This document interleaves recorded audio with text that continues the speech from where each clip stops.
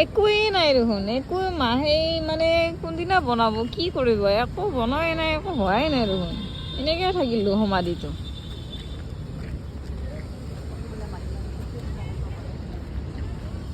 এয়া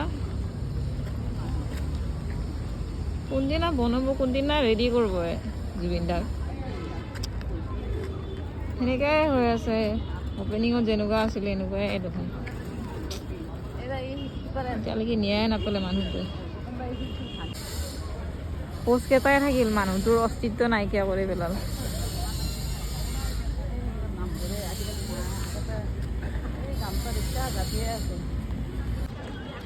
এই 5 মাইল হোৱা নাই, চব খালী, মানুহে নাই, কাম চামো একো নাই।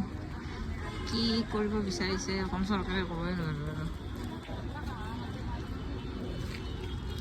5 মাহতে চব মানুহে পাহৰি গ'ল আৰু ন্যায় পাব তেখেতে, ন্যায় নাজানো আৰু।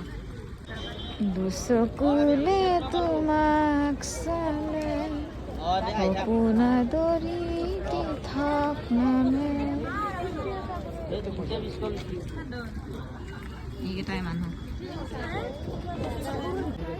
জুবিন দাৰে ফটো আৰু এই সমাধি এনেকৈ থাকিব চাগে। আজি 5 মাহ হৈ গ'ল, এতিয়ালৈকে একো হোৱাই নাই আৰু অতিক্ৰম ক্ৰমে মানুহবিলাকো কমি কমিহে আহি আছে। ন্যায় পাবনে নাই নাজানো।